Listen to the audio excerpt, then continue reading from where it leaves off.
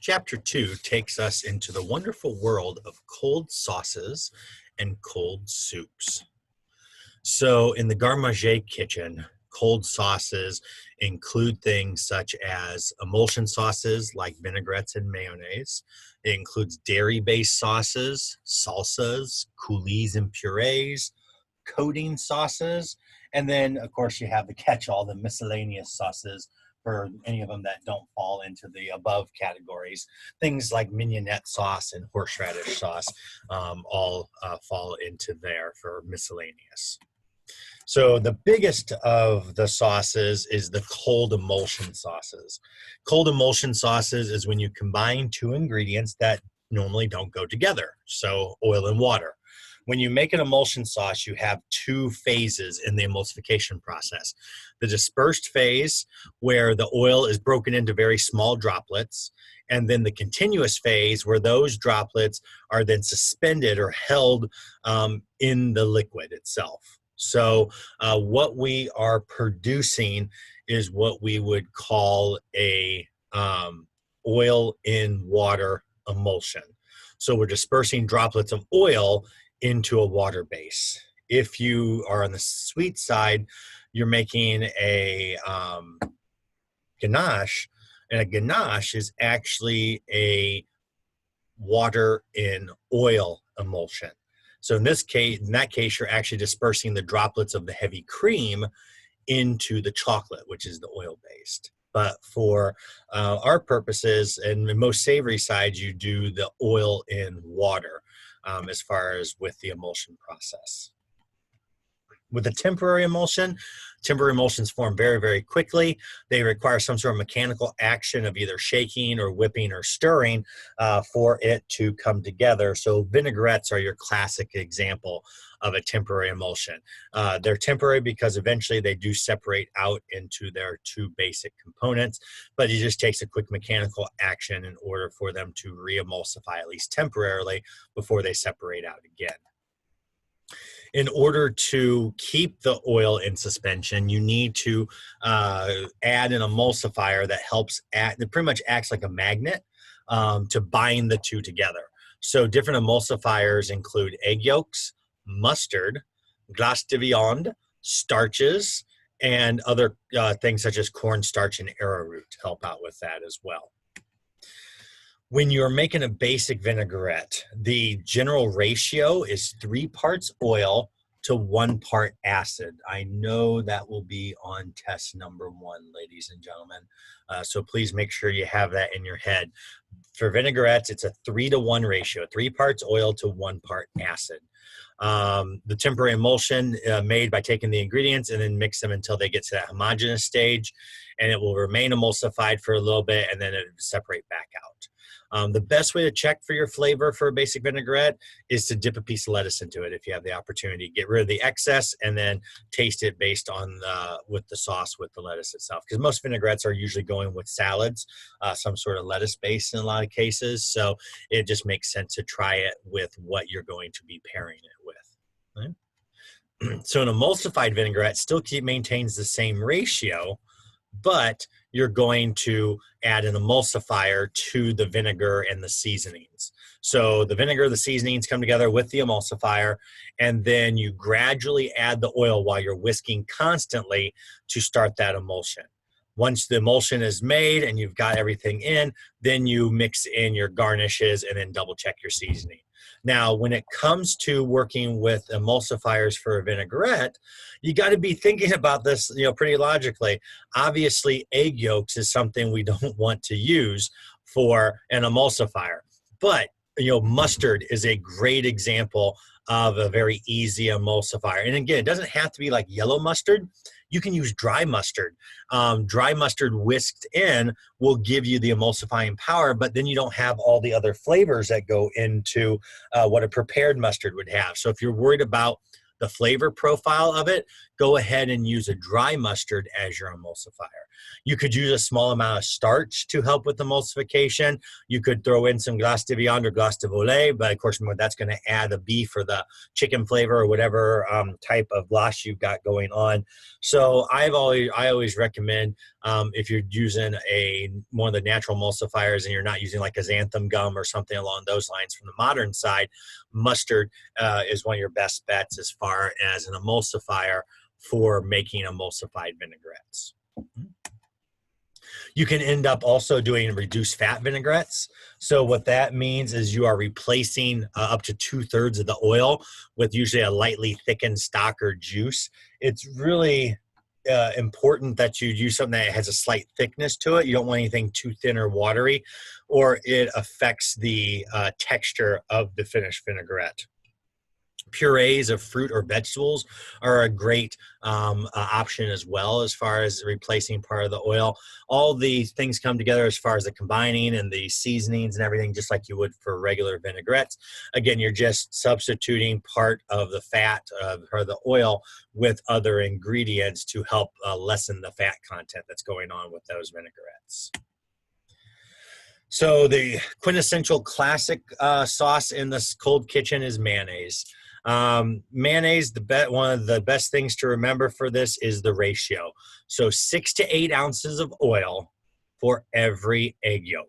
And if you're doing this on a regular basis, you need to use pasteurized egg yolks because you're not usually cooking the mayonnaise more after you make it.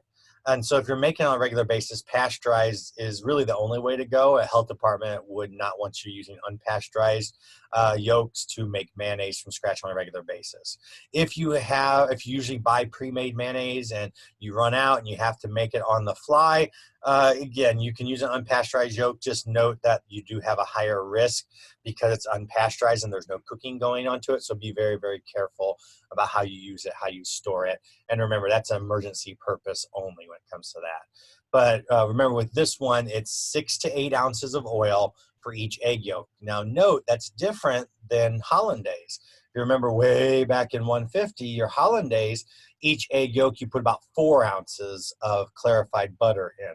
So it is a different ratio to remember. But if you remember the 6 to 8 ounces for each egg yolk, you've got yourself an easy base to make mayonnaise without needing to use a recipe.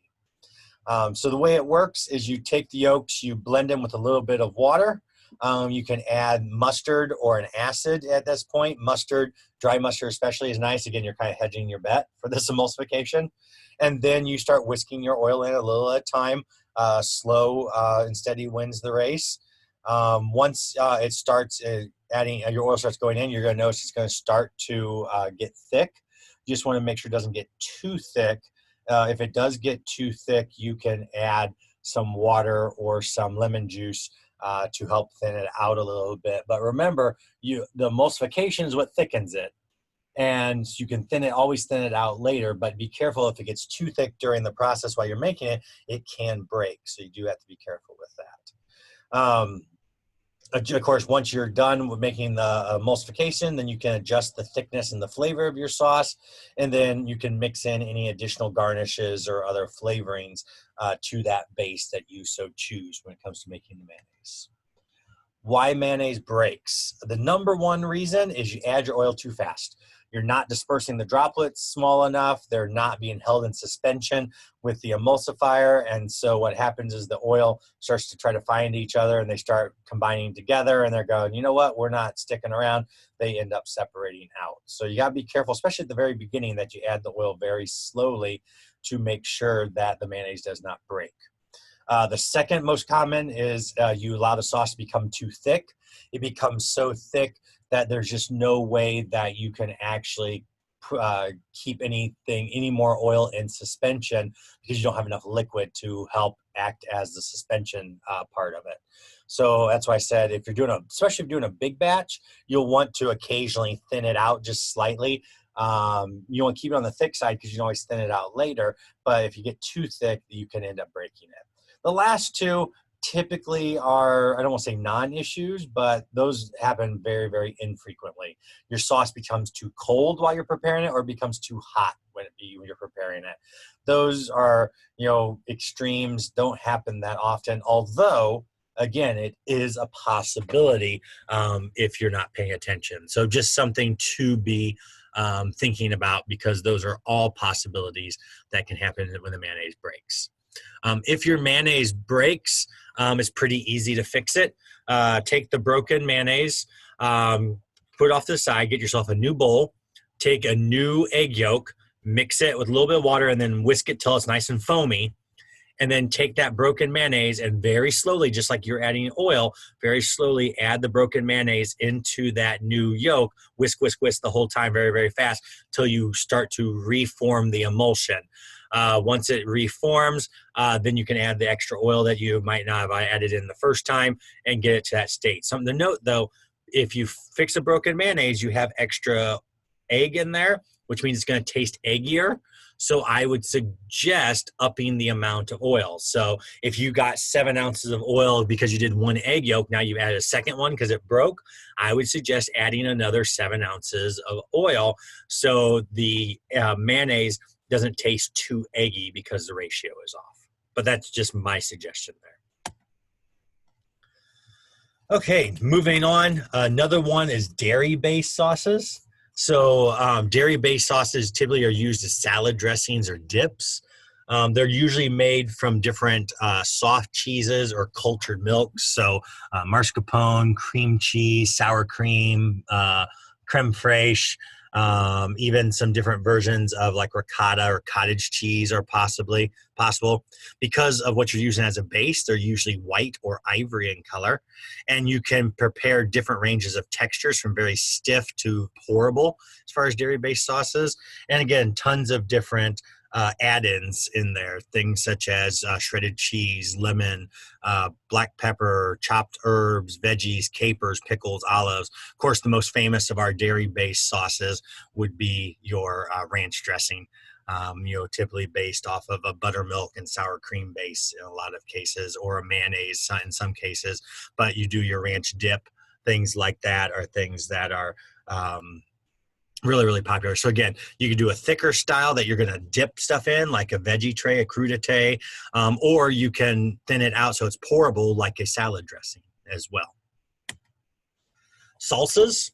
Salsas are typically made from uncooked fruits or vegetables, although it doesn't mean you can't have some cooked fruits or vegetables in there. They're just, the majority of them are uncooked. Usually there's some sort of acid in there. And, a lot of times with salsas, we associate with some sort of spiciness. So chilies and other spices and herbs are added. In the same respect, chutneys, relishes, and compotes all are very, very similar methods. However, like a chutney, compotes, those are usually cooked down instead. But the main difference is typically ethnic. It's where their culture and their cuisine comes from. So you'll see sometimes they'll try to use interchangeably, but there are minute differences based upon what's associated with that dish and what country it typically comes from. Again, with salsas, you can have fun. It doesn't have to be your traditional tomato-based salsa. I've told my students in the past, one of my favorites is a peach salsa, especially a smoked peach salsa, where I smoke my peaches and my tomatoes in the smoker, cold smoke them for about 30 minutes or so before I put them together. You can do melon salsas that have no tomato in it whatsoever. It uses the melon as a base, a really cool offset to grilled chicken or fish dishes. It's just limited by your imagination. So you don't think you need to be stuck inside that box of what we consider salsa. You can definitely have some fun with it. Coulis and purees. Coulis and purees can be used interchangeably as far as a term. What it is, it's you puree raw or cooked fruits or vegetables to sauce-like consistency. Typically, I do and I do separate the two. When I think of a puree, I think of a more country style where you puree the ingredients up and then leave it as it is. It's not strained or anything along those lines. Where when I hear coulis, I think of a more refined where you're straining the product, maybe doing a light thickening to it, but you get this nice, smooth, refined consistency as opposed to a puree. You can serve them as is or adjusted with additional ingredients. You know, don't feel you have to be a one-trick pony when it comes to a coulis or puree. So maybe you want to do like an orange cardamom puree. You know, orange juice and cardamom have a natural affinity for each other as far as flavors are concerned. So you could steep cardamom pods in some orange juice, you know, very low temperature, strain them out, tighten it up a little bit to create a sauce-like consistency. And you have this really cool, you know, sweet with a light, almost like an Indian type of undertone flavor that you could use as a sauce for sweet or savory dishes. So again, you can have some fun and really expand out your horizons when it comes to flavor profiles like that. Oh, getting back to classic coating sauces. So that first word is chaud-froid, and then the other term is aspic jelly. So chaud-froid translates to hot, cold. And what it is you take a demi-glaze, a bechamel or velouté, warm it up, and then you add gelatin to it. And then you can use that product to either coat an item or use it as an underlayment for decoration. There's no good pictures in the book of chaud-froid, but you do have some cool pictures on page 23 of the other one, which is the aspic jelly. Now, with aspic jelly, we usually just leave the term jelly off, just call it aspic for short. That's how it likes to be called. It's a clear coating sauce. And so you use stock, juices, or essences, and you add just enough gelatin to achieve the strength that you're looking for. So you heat up the liquid, you add the gelatin, and then you temper it over ice until you get to the thickness that you want. And so you can see, if you look on page 23, it has pictures of using some dill in the bottom of a platter and then putting the aspic over top so it will set solid, and then you can put cold hors d'oeuvres on top of it. In the bottom left one, they're actually using aspic as an edible part. So it's like edible savory jello. So one of my favorite things I like doing is I'll do like a duck stock, add gelatin in it to make a duck aspic, and then I pair it with my duck terrine that we did in class. And so you do some slices of the duck terrine, do some of the duck aspic, and when you do that, I take a nice straight pan, a very flat pan, I pour enough aspic in it to put about 1/8 of an inch up, and I refrigerate it. And then I use the back of a knife and I cut 1/8 of an inch by 1/8 of an inch. So I make brunoise of this duck aspic. Then I'll take a spoon and I'll pick it up and I'll put it on the plate. And then I'll do like a little salad. And then because of the cherries that are in the terrine, I'll do like a sour cherry vinaigrette.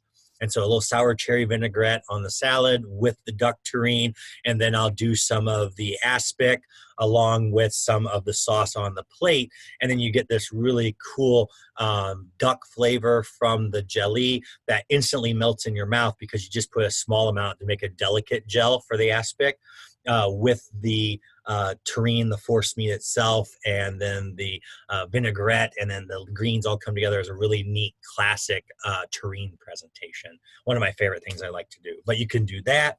And you can also see, if you're looking at page 23, they're using the aspic as a coating for cut pieces of pate en croûte. That's definitely competition level thing that you got going on there, because you're trying to keep it from drying out, create a shine when it's on display. But it's, again, a nice way that you can go about making something look really, really nice. And you see they're doing it on like a cooling rack, so the excess drips off, so it doesn't have a bunch. You don't have feet. Those of you that have done chocolates class, you don't have a foot of gelatin around what you've poured when it comes to that finished product. On page 22 is actually an important page. You'll want to mark that in your book because those are the ratios to do different types of aspic. And down the road, you're going to need to know those if you're making a delicate gel, a coating gel, a sliceable gel, a firm gel, or a mousse strength gel. It gives you the ratios of how much gelatin goes into the liquid in order to get that proper aspic. So that is all on page 22. Oh, and it's also on here too. Sorry, I forgot about that. But these are, you don't have to memorize them, but just make sure you know where to find it so you know what type you're going to need, whether something you're coating something, if you want to be able to slice it, if it's something that's like an underlayment that you're not necessarily going to eat it, so but it is edible, so you go with a firm gel, or if you're making a mousse, not the mousseline, but a mousse, you would add, if you need gelatin to help bind it together, you have a higher one for that mousse strength jelly as well. Of course, hopefully we all remember how to prepare our gelatin. You know, we weigh it out. We add gelatin to a cool liquid. Remember, 4 to 1, 4 parts liquid, 1 part gelatin. We let it bloom. Then we melt the gelatin in the liquid just enough to dissolve it. And then we can test, take a little bit out, put it on a plate, put it in the refrigerator, and then test the consistency of it to make sure it's the strength that we need. Then miscellaneous sauces, so things that don't fall under your traditional areas. You've got, you know, all sorts of, whether it's Cumberland sauce, mint sauce, cocktail sauce, Oxford horseradish, or other dipping sauces like peanut sauce and things along those lines. They don't fall under any of the other categories. So we just kind of, oh, here's where all of our miscellaneous stuff goes. Cold soups. Cold soups we divide into 3 categories. We've got vegetable and fruit soups, we got cream style soups, and we got clear cold soups. Cold soups can be served as a hors d'oeuvre or first course. They could be an appetizer, or we can even make them as dessert. One of the things you have to remember with cold soup is you always want to make sure you're tasting it at the correct service temperature. So some cold soups are going to start hot, and you'll make it hot and then you'll chill it to serve. And some will start cold and remain cold the entire time. It will never get hot as part of the process. Because of that, also, you have to remember how you're handling them. If it's something that never is going to get cooked, make sure you're wearing gloves because you can't touch ready-to-eat foods barehanded. Okay? With fruit and vegetable soups, it's, you know, chopping or pureeing up of fruits and vegetables to form that soup-like consistency. For the cream style soups, it's usually like a cream soup like from 150 that we would then chill and serve together. And then clear soups is you're usually taking a broth and then thickening it with gelatin, typically to the delicate gel. You're not doing it to a firm gel. We don't want it to set solid like Jello type of thing, no Jello jigglers, but we want to have a little bit of body to it for more of a delicate gel type of thing. Cold soups are going to be tough. For Estelle, I can tell you that from personal experience here in Central Illinois. Dessert soups are a lot easier to do than savory cold soups.